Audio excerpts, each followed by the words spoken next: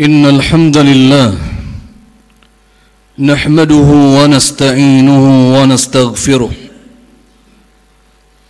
ونعوذ بالله من شرور أنفسنا ومن سيئات أعمالنا من يهده الله فلا مضل له ومن يضلل فلا هادي له وأشهد أن لا إله إلا الله وحده لا شريك له وأشهد أن محمدًا عبده ورسوله صلى الله عليه وعلى آله وأصحابه ومن تبعهم بإحسان إلى يوم القيامة يا أيها الذين آمنوا اتقوا الله حق تقاته ولا تموتن إلا وأنتم مسلمون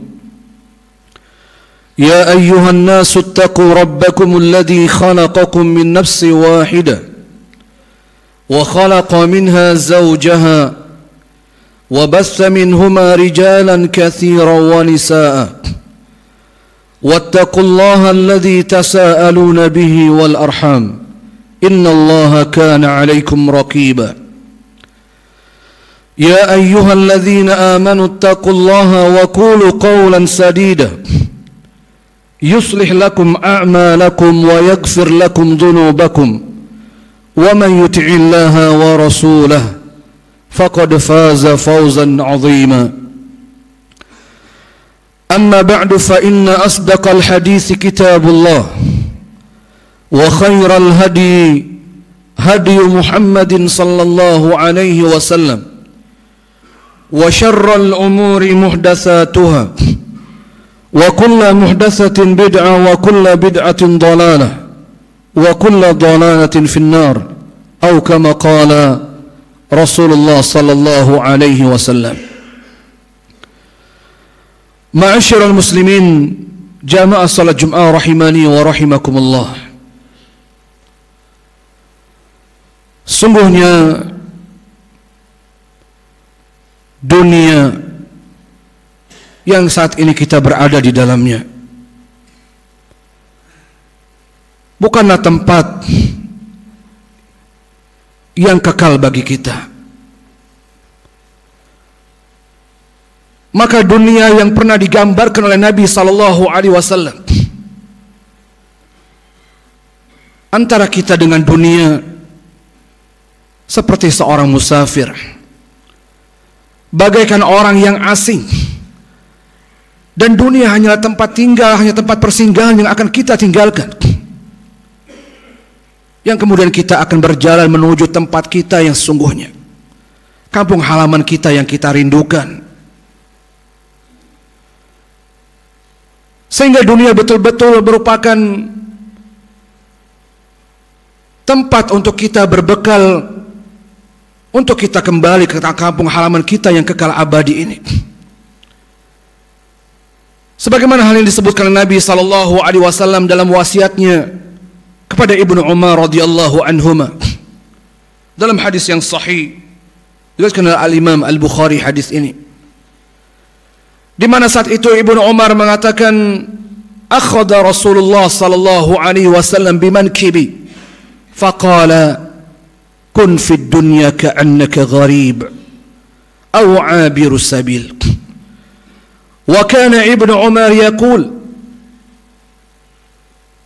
إذا أمسيت فلا تنتظر الصباح وإذا أصبحت فلا تنتظر المساء خذ من صحتك لمرضك وخذ من حياتك لموتك. رواه البخاري. Di mana Ibnu Umar saat itu mengatakan, Rasulullah sallallahu alaihi wasallam pernah memegang pundakku. Memegang pundakku saat itu, kata Ibnu Umar. Lalu kemudian berkata, berwasiat kepadaku, kun fid dunya ka'annaka gharib. Jadilah engkau wahai Ibnu Umar di dunia ini seperti orang yang asing, atau seperti seorang musafir yang dunia itu hanya tempat persinggahan yang akan engkau tinggalkan, maksudnya.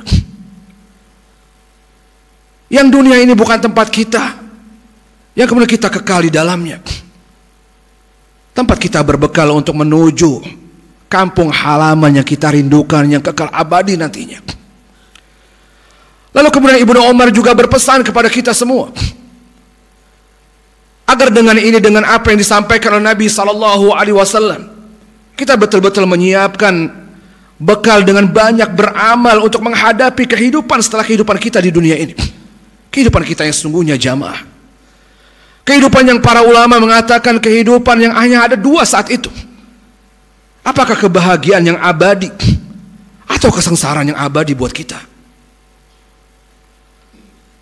Maka betul-betul dunia kesempatan kita untuk segera menyiapkan bekal untuk banyak beramal. Bukan terlena dengan dunia jamaah. Maka Ibnu Umar mengatakan, "Idza amsayta fala tantazir as-sabah." Apabila engkau berada di sore hari, jangan pernah menunggu pagi hari. Dan sebaliknya, apabila engkau berada di pagi hari, maka jangan pernah menunggu sore hari. Maka gunakanlah waktu sehatmu sebelum datang waktu sakitmu, kata Ibnu Umar. Maka gunakanlah hidup dan kesempatan yang Allah berikan kepadamu sebelum datang kematian ajal menjemputmu. Jamaah Allah Subhanahu wa ta'ala. Maka selaras dengan wasiat yang selalu disampaikan oleh Nabi SAW, bahwa tidak ada nasihat yang terbaik untuk menyemangati kita, untuk memotivasi kita, untuk menyiapkan bekal yang sebaik-baiknya, untuk agar kita segera beramal menghadapi kehidupan setelah kematian ini, kecuali pesan Nabi SAW, agar kita banyak mengingat kematian kita. Maka itu sebaik-baik nasihat yang membuat kita semangat untuk beramal. Di mana Rasulullah SAW bersabda dalam hadis sahih, diriwayatkan oleh Imam Ibnu Majah, wa Tirmidzi, wa Nasai, wa Ahmad, di mana Rasulullah SAW berwasiat kepada kita semua agar dengan ini kita banyak beramal menyiapkan bekal kita untuk kehidupan setelah ini. Di mana Nabi SAW mengatakan, "Aktsiru dzikra hadhimil ladzat", yakni al-maut. Di mana Nabi SAW berwasiat kepada kita, "Aksiru", perbanyaklah oleh kalian, kata Nabi SAW, "dzikra hadhimil ladzat", mengingat pemutus kenikmatan, yaknil maut, yaitu adalah kematian, kata Nabi SAW. Jamaah Allah Subhanahu wa ta'ala, di mana kita tahu bahwasanya kematian adalah sesuatu yang pasti, sesuatu yang setiap kita pasti akan merasakannya. Sebagaimana disebutkan oleh Allah Subhanahu wa ta'ala dalam banyak ayat. Sehingga bekal apa?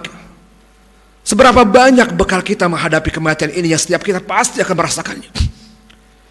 Di mana Allah Subhanahu wa ta'ala berfirman dalam surat Ali Imran ayat 185. Allah Subhanahu wa ta'ala menyatakan dengan tegas, "Kullu nafsin dha'iqatul maut." Setiap jiwa pasti akan merasakan yang namanya kematian, kata Allah.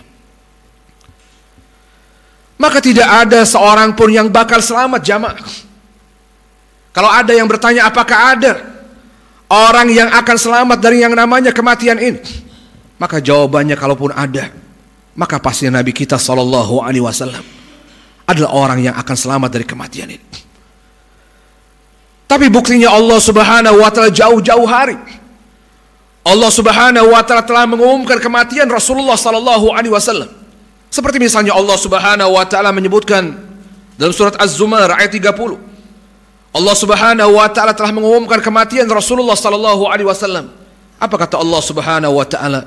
"Innaka mayyit wa innahum mayyitun." Sungguhnya engkau bakal meninggal, kata Allah Subhanahu wa ta'ala. Sungguhnya engkau bakal wafat, wahai Rasulullah SAW, wa innahum mayyitun.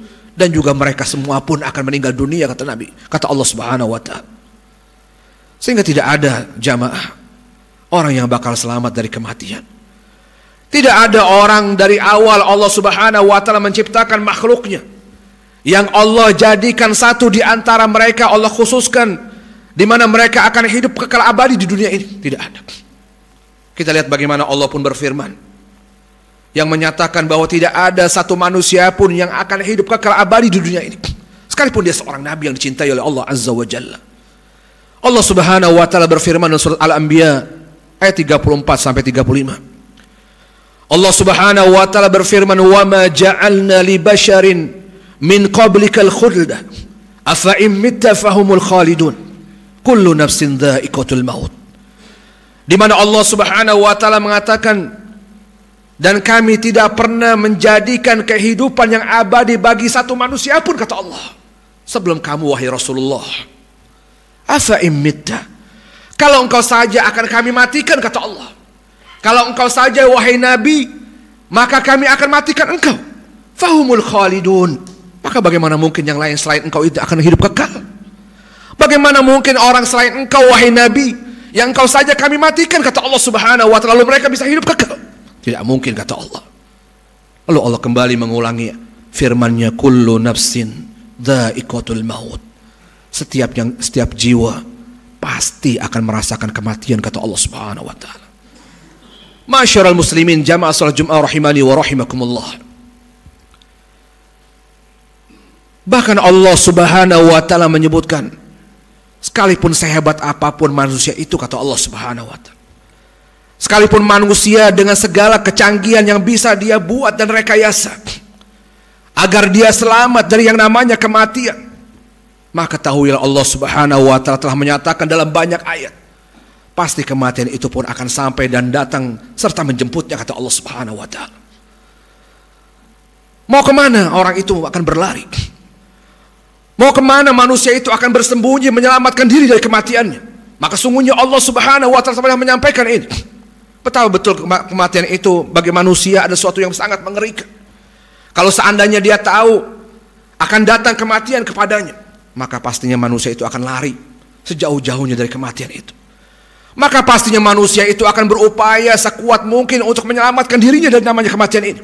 Dan itu disebutkan oleh Allah Subhanahu wa taala. Allah Subhanahu wa taala berfirman dalam surat An-Nisa ayat 78, bagaimana manusia itu akan berupaya menyelamatkan diri dari kematiannya. Allah Subhanahu wa taala berfirman dalam ayat ini, "Aynama takunu yudrikumul maut walau kuntum fi burujin musyayyadah."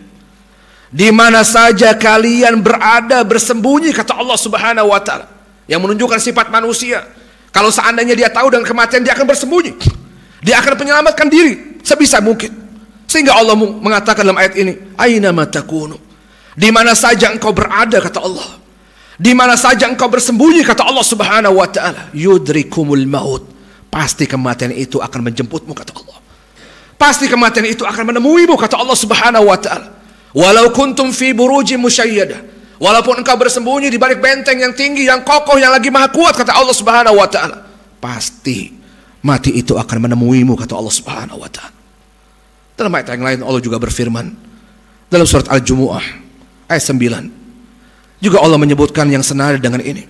Betapa manusia kalau tahu dengan kematian dia akan lari sejauh-jauhnya. Dia akan berupaya menyelamatkan diri. Namun lihat, kematian itu adalah sesuatu yang pasti, jamaah. Kalau Allah tentukan ajal kita saat ini, tidak ada yang bisa lari dari kematiannya. Allah Subhanahu wa taala berfirman, "Qul innal mauta alladhi tafirruna minhu fa innahu mulaqikum." Di mana Allah Subhanahu wa taala menyatakan dalam surat Al-Jumu'ah ini, Allah berfirman, "Qul," katakanlah wahai Nabi Muhammad sallallahu alaihi wasallam, "Innal mauta alladhi tafirruna minhu." Sungguhnya kematian yang engkau lari darinya, kata Allah, yang engkau bakal lari darinya kalau engkau tahu dengan kematian itu, maka Allah mengatakan, "Fa innahu mulaqikum." Maka sesungguhnya kematian itu pasti akan menjemputmu, kata Allah. Sungguhnya kematian itu pasti akan mengejarmu, kata Allah Subhanahu wa taala. Jamaah Allah Subhanahu wa taala, mau kemana kita dari kematian ini? Sejauh mana kita telah menyiapkan bekal untuk menghadapi kematian itu? Barakallahu li wa lakum fil Qur'anil azim, wa nafa'ani wa iyyakum bima fihi minal ayati wa dzikril hakim. Taqabbalallahu minni wa minkum tilawatah, innahu huwas samiul alim. Allahumma salli ala sayyidina Muhammad wa ala ali sayyidina Muhammad.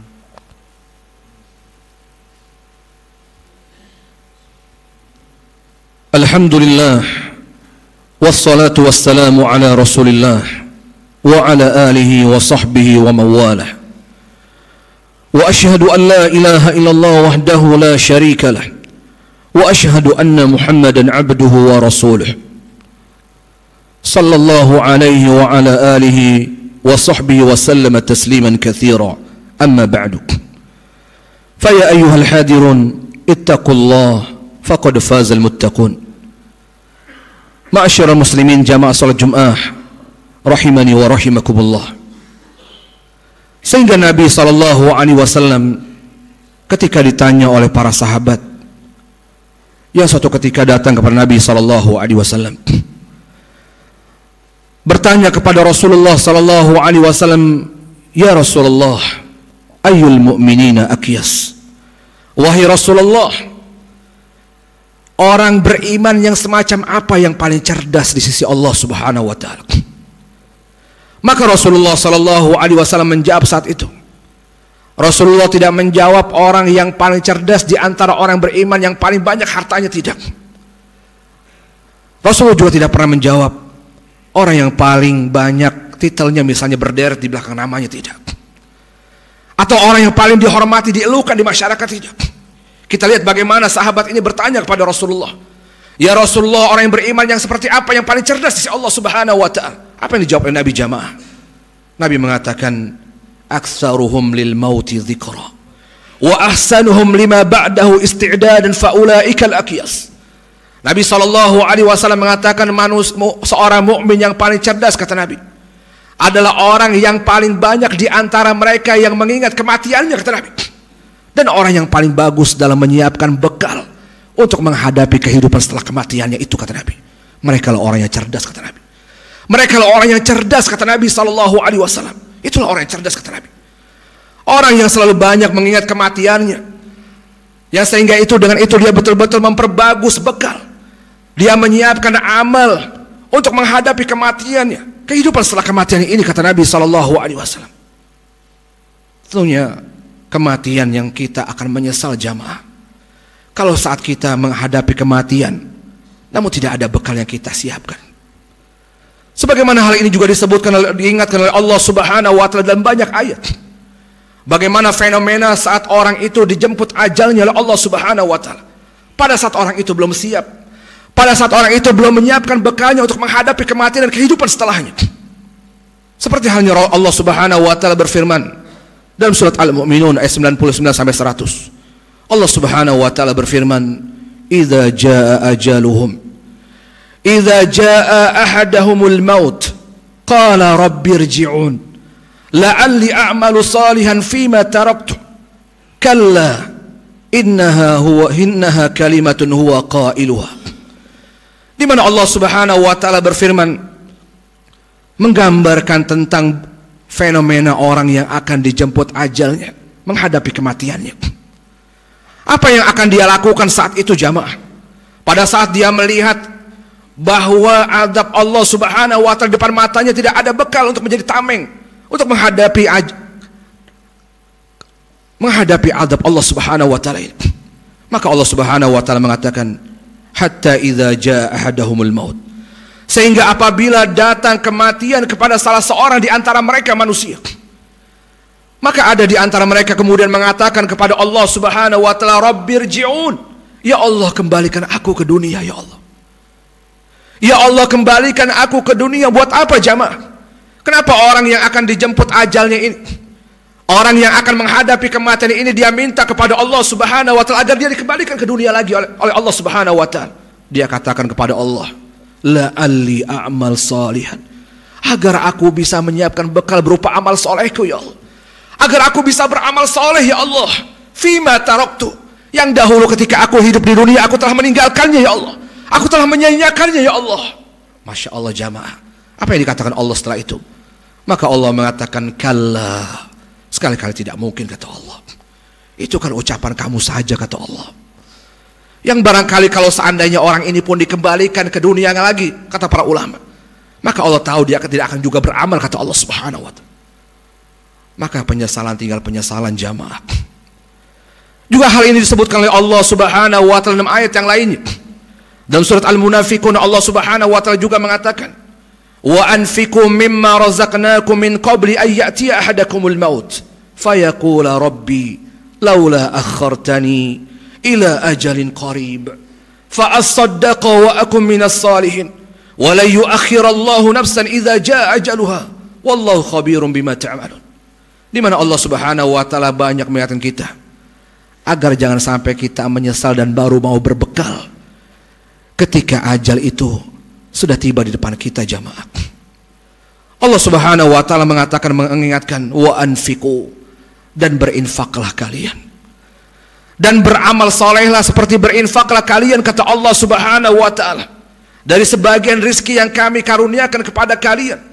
Sebelum datang kematian kepada salah seorang di antara kalian baru menyesal, kata Allah Subhanahu wa taala. Baru dia akan meminta kepada Allah, mengatakan kepada Allah Subhanahu wa taala. Apa yang dikatakan orang ini saat dijemput ajalnya? Dia mengatakan kepada Allah, fayaqula rabbi laula akhartani. Ya Allah, ya Rabbi, kenapa engkau tidak menunda kematianku ya Allah?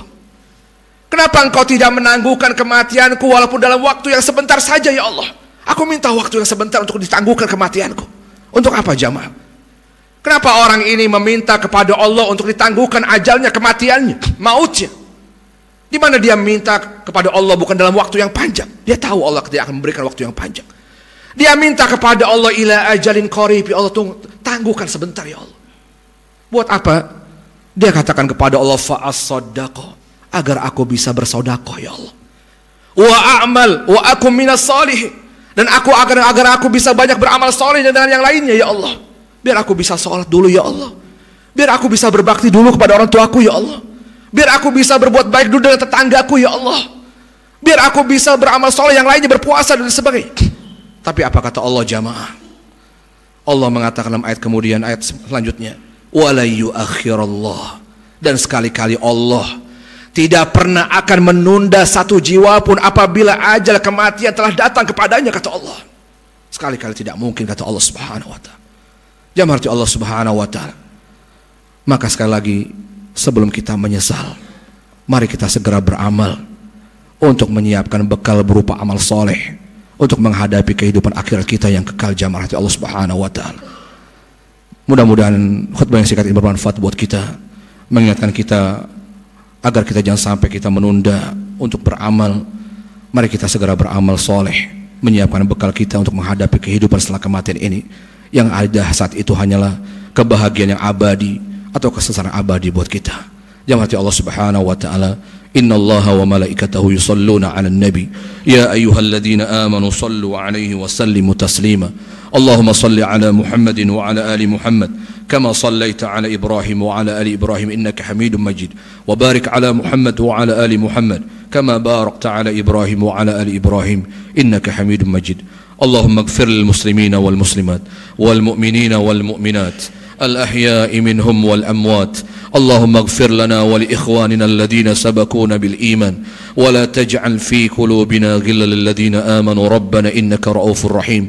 ربنا هب لنا من أزواجنا وذرياتنا قرة أعين واجعلنا للمتقين إماما. ربنا لا تزغ قلوبنا بعد إذ هديتنا وهب لنا من لدنك رحمة إنك أنت الوهاب. ربنا ظلمنا أنفسنا وإن لم تغفر لنا وترحمنا لنكون من الخاسرين. ربنا آتنا في الدنيا حسنة وفي الآخرة حسنة وقنا عذاب النار. والحمد لله رب العالمين. أقيم الصلاة.